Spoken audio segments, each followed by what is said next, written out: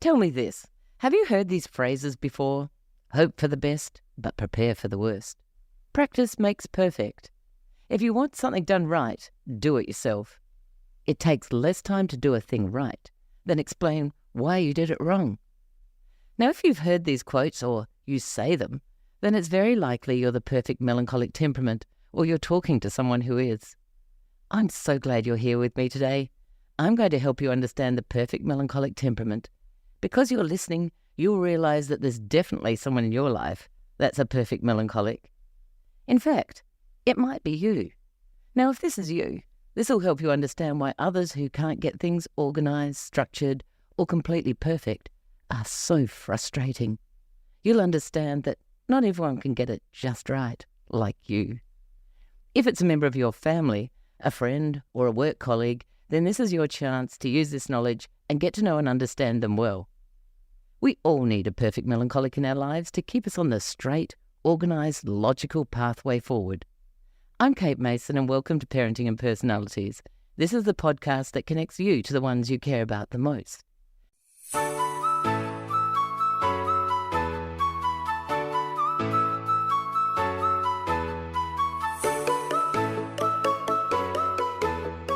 When we talk about temperaments, we're talking about people's behaviours. So let's take a quick look at the 4 temperaments that can contribute to the home and the workplace. Firstly, the popular sanguine. They're an optimist and they make life fun. Secondly, the powerful choleric, who's a leader and takes charge easily. Third, the peaceful phlegmatic, who's the mediator and rolls with life's punches. And last, but not least, is the perfect melancholic, who organises themselves and others. Now, you don't have to agree with everyone to enjoy them or even respect them, because sometimes they haven't earned your respect. However, to live and work harmoniously and productively, you need to know how to appreciate others and be kind to them. Are you a kind person? If you want to be a successful business person or get along with others in your workplace, no matter what organisation you're working in, you have to practice people skills, common courtesy, and take a little time to see and understand the people that you work with and how they see the world, which actually might be quite differently to you. Today we're talking about the perfect melancholic temperament, the letter C, conscientious, in the DISC workplace temperament model. I'll be using the words perfect melancholic rather than conscientiousness for a couple of reasons. The first is that I usually refer to temperaments by using Hippocrates' temperament descriptions. And the other is that conscientiousness is actually a really hard word to say repeatedly. Let's explore the perfect melancholy's temperament, traits, strengths, and potential challenges. We all have different temperaments. Many of us have one very strong, but the rest of us are a mixture of 2 or 3. Today I'm talking about just the perfect melancholic without other temperaments involved. Now, one of the things that's apparent with the perfect melancholic is their slightly pessimistic view on life. Now, many of us, myself included, regard pessimists as negative, Debbie Downers. But the thing is that I've realised we optimists need those pessimists in our lives. A few years back, I had a slightly heated discussion with my perfect melancholic son, Jack, as he was telling me how much he was dreading going out on a social engagement. I began in my very extroverted and optimistic manner, me glass half full and his half empty, to tell him how he could look at it as possibly a fun occasion, and at least he had friends with him. And in amongst that all, I mentioned how pessimistic he was. He stopped me and said, "Let me explain my side." For him, he said, as someone with a more pessimistic outlook, these low expectations on many things in life meant that most of the things he does, whether it's going to parties, movies, dinners, are much better than he expects them to be. Therefore, going in with low expectations means that most of the time he has a really good experience. Having explained that to me, he said, whereas you're the eternal optimist, you go in with such high expectations about most things that you often end up disappointed because things aren't as good as you hoped they would be. Wow. He said, I'm really disappointed. Now, I'd never thought of looking at life that way. I always felt sorry for those pessimistic people who never felt like things were quite right. the assumptions that we make about people. Now, if you want to learn about assumptions, have a listen to episode 100 with Kate Russell. You'll find out that we make many assumptions and judgments every day, and this was one of mine. There was me feeling sorry for Jack, and he was actually feeling sorry for me. It's certainly worth taking the time to talk to people and understand where they're coming from. Or how would I have known that Jack felt that way? And how interesting that people think so differently. Now, while perfect melancholics might not always have a pessimistic viewpoint, by default, their tendency to focus on details and analyze situations so thoroughly sometimes leads them to be cautious or skeptical. They might also be more inclined to anticipate potential risks or problems, which can be interpreted as pessimism by others in certain situations. We also need our perfect melancholic colleagues and family to warn and caution the rest of us who might have our heads in the sand about possible negative consequences, and they help us put everything back into perspective. If you're working or living with a melancholic, they may have a doom or gloom outlook on life, but you know what? Their pessimistic outlook holds great benefit for them, and often it might for you too. Do you see life glass half full or empty? What does your view mean for you? And does it feel right? Let's discuss the other wonderful qualities and strengths of the perfect melancholic, because I've no doubt that you're probably living with one, have one in your workplace, or you are one. Melancholic individuals tend to be cautious and careful in their approach to tasks and decision-making. They prefer to analyze situations before acting, breaking them down into smaller components to scrutinize them. Now, doing this helps them ensure that they've considered every possible outcome and risk, and then they can go forward and solve any problems that rise. Melancholics are typically organized and methodical. They're committed to seeing tasks through to completion, and they take their responsibilities very carefully. They pay close attention to detail, and they strive for perfection in whatever they do, and often they'll double-check their work just to make sure it meets their high standards. Perfect melancholies are alert to uncovering problems and mistakes in their quest to find the most streamlined or productive method of completing their tasks. They may openly question ideas and point out flaws that others have missed. So don't be stressed by that when it happens to you. They prefer structured environments with clear guidelines and procedures to follow, and they like to plan and schedule their activities in advance. They're usually seen as trustworthy team members who can be counted on to deliver results.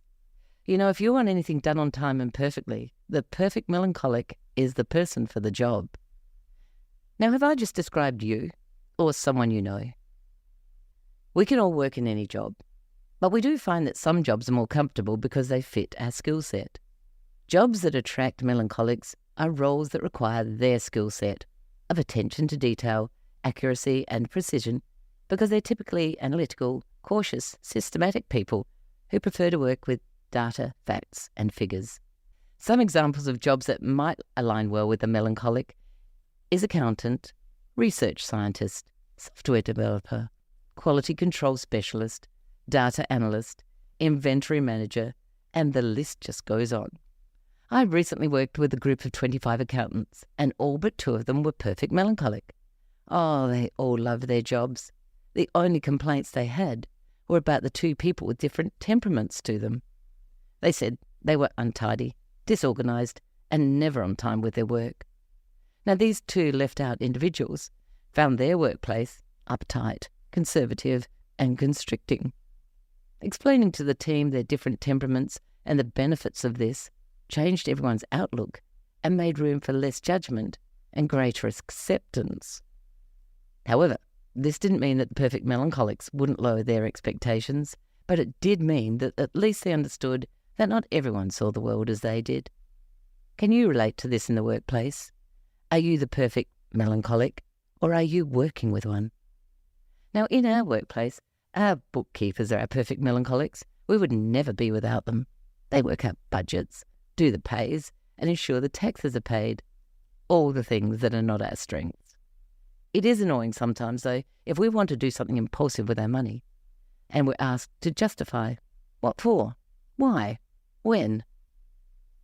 Frustrating. But we do recognise that this is the job we've given them. They are the gatekeepers of our money, and their dependability, loyalty, and keeping us in line is important. It's also important to understand the perfect melancholic's communication style. Now, they prefer to observe and listen rather than engage in small talk, and they may need time alone to recharge their energy. So don't be put off by their detached approach. When talking to them, minimize a pep talk or emotional language.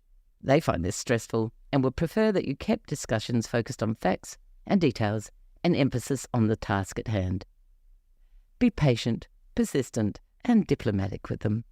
Respect their preference to work independently. When I first learned about the 4 temperaments, I suddenly recognized that my temperament, the playful sanguine, was surrounded by perfect melancholic introverts in my workplace. I used to bowl into the staff room, talk to and hug anyone that was standing there, just assuming that, as the playful sanguine I am, everyone would feel the same and they were so glad that I was there. Wrong. I did a test. I went into the staff room the following week as usual, but with new eyes, and I watched as people literally shrank away from me as I approached them. How could I have got this so wrong? So I sat back, and I did lots of people watching, and I worked out who really welcomed my wonderful hugs and conversation, and realised, actually, there were only a very select few. From then on, with my changed assumptions about people, I behaved accordingly to what I knew about the different people in the staff room with their type and temperament.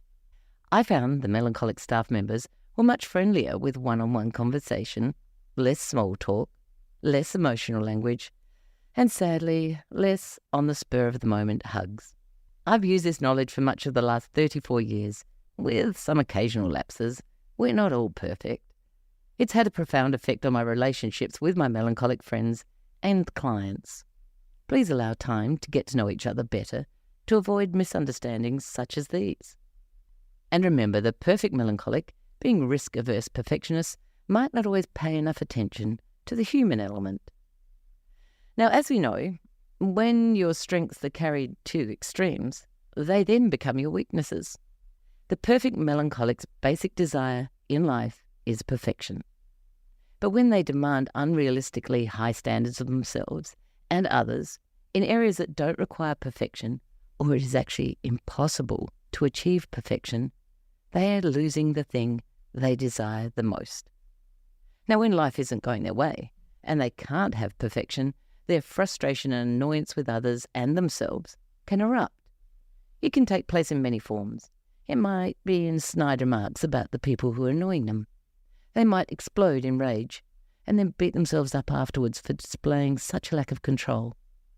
Or they might physically withdraw from the situation. Sometimes they can keep their emotions focused inwards and expressing their feelings via moodiness, dramatic sighs, silent treatment, non-disclosure, and quiet revenge. So, as their workmates, let's look at them with empathy. And I know this is really hard for some of you to do. Understand they're sensitive. These behaviours are usually a sign that they are truly at the end of their tether, as the saying goes. They need support. They don't like dealing with the They don't like dealing with the emotions that their anger and frustration brings them. When they feel that nobody understands them, they can get depressed. So don't buy into their drama or depression. Sit them down. Ask them, how can I help you solve the problem? Listen. Ask them to explain. Listen properly. Don't interrupt. Go back in on the question so they feel heard. Let them talk it out and work out a solution for themselves with your support. Don't try and lighten them up for being serious and purposeful because they have depth. You need to appreciate that. And then don't hurt their feelings by joking around like we often do at work, terms such as, oh my goodness, they're OCD. Oh, what a perfectionist. He's so uptight.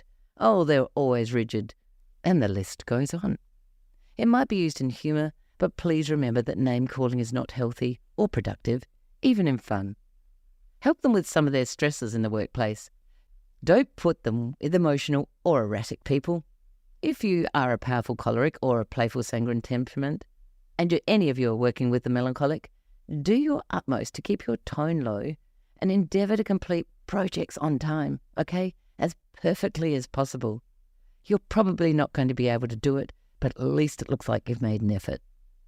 Don't force the perfect melancholic into making decisions without time for analysis, because for them, this brings about analysis paralysis and then an undesired procrastination around the given task, because it just becomes too much.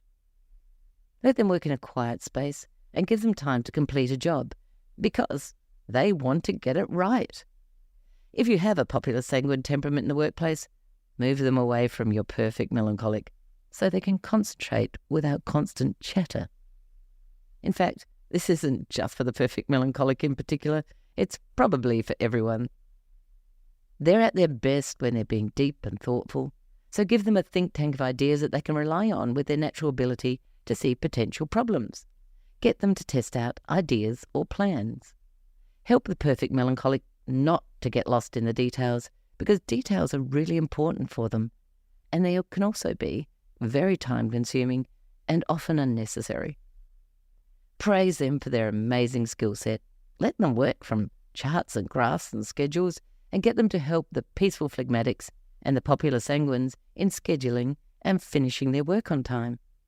But do ensure that the perfect melancholic understands and knows the skill sets of the sanguine and the phlegmatic, so they don't find them too frustrating, because they're probably going to. Acknowledge with humour that for the melancholic, it will be like herding cats. Perfect melancholics can become really unstuck when faced with change, and particularly if it's not a change they have been part of, or it is fast-paced with a lot of new and different knowledge. Now, this can make them feel resentful, unappreciated, and they might resist those changes being made. So let them know the reason behind the change and the expected outcomes as early as possible. Give them plenty of warning so then they can criticise it and analyse it and let you know where they see the mistakes or those imperfections in those new ideas. Listen to their concerns, because sometimes they're right. Provide as many logical, constructive answers as possible for those questions they have, and provide factual, logical, step-by-step learning. It's really important to tell them that you understand that sometimes the good things that are in the current situation might not be carried forward, and there will be some unforeseen complications in the change. But these will all be sorted out as time progresses, with possibly even better solutions than those that were in place before. Change is not always perfect, but it's really important for progress. They're really sincere at heart, so please don't forget to thank them for their brilliance and ideas. Put them in charge of things that need to be done perfectly and on time, because this is an amazing talent and skill which I don't have, and it's right up their alley. If you earn the perfect melancholic's respect and trust, then you will have them for life. Now, if you're a different temperament, as I am, very different, please realize that we need to appreciate their need for high standards and pursuit of excellence. It's very important, not only for others to recognize the melancholic's coping mechanisms, it's actually important for you, if you're listening, the perfect melancholic yourself. If this is you, as a melancholic, you really need to work through your desire for perfection, because the world is not and never will be perfect. If you don't, your perfectionistic tendencies might lead to feelings of depression over life's imperfections. As the perfect melancholic, you might resist inevitable change and end up feeling left out and unheard. You may become unforgiving of others' perceived mistakes, very hard to please, harsh and critical. You might also turn on yourself and become self-deprecating, speaking really negatively about yourself. You can spend too much time planning and have standards that are too high and might never feel reward or approval that you need as an individual for the work that you put in. Don't expect everyone to achieve your high levels, and learn, which will be really hard for you, to relax your standards. One last piece of advice: let people know about your concerns or your frustrations before one small action, such as in the home environment, crumbs on the kitchen counter, or at work, the person who makes one small mistake in their work becomes the last straw, and you blow up over something unimportant because you haven't expressed your concerns along the way. Believe me, I've seen it in action, and it happens. Keep talking. Understand that everyone's not like you. If you can relax and readjust your expectations and view change as a way to improve yourself and your own potential, you're going to grow as a person, both intellectually and emotionally. And you'll be able to get along in the world without being perfect. Well, not really, because you already are. Thanks for listening to Parenting and Personalities. If you've enjoyed this episode, we'd love it if you could leave a rating and a review. That would help others learn about this podcast. If you're interested in discovering more about you and your family's personality types, you'll find my book, Who Is This Monster or Treasure in My House, on Booktopia or Amazon. If you have an episode idea, please send a note to thepersonalitycoach@gmail.com. Many thanks to our producers at Stories and Strategies, and we'll see you next time.